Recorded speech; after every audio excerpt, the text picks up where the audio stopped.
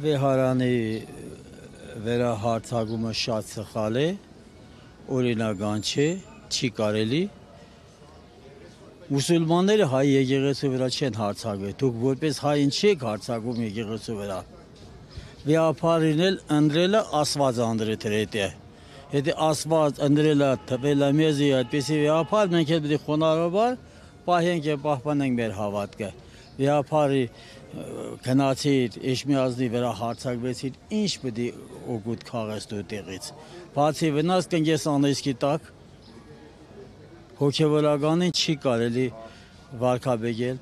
Հոգևորականը իր գործը թողանի, իշխանավորն էլ իր գործն անի։ Իսկ այսօրվա ժամերգության մասով ինչ կասեք։ Ոտքեր խնդրանք էր, կանաները իրանք երկողից աղոթեցին աշխարհի համար, Սրբազանի համար, վեհապարի համար, մեզ համար, բոլորի համար աղոթեցին։ Ինչ ելների համար աղոթեցին։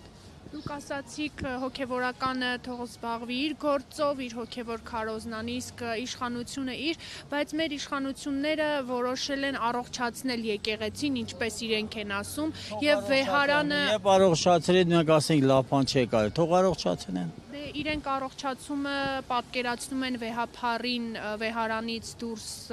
հրավիրելով։ Ես չեմ տեսնում առողջացարը իրանց, որովհետև այս պետությունը մի եկեղեցու, որովե մի եկեղեցու վրա քարի վրա չի տրի։ Մենակ խոսալով չի։ Նախկինները արել են էլի որոշ չափով, մոտենում են, մեկ գործանում են, թող իրանք էլ անեն։ Բագրատ Սրբազանի եւ Միքայել Սրբազանի կալանավորման վերաբերյալ ինչ կասեք։ Դե Սրբազանին անթեպս չի կարելի կալավորել, որովհետև Սրբազանը հոտը հիմա անտեր է, չի կարելի։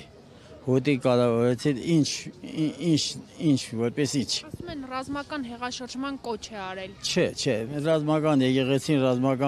եկեղեցին միշտ բարոթունա քարոզել, սերմիություն, բոլորը հայ ժողովուրդը նույն իր երեխաներն են,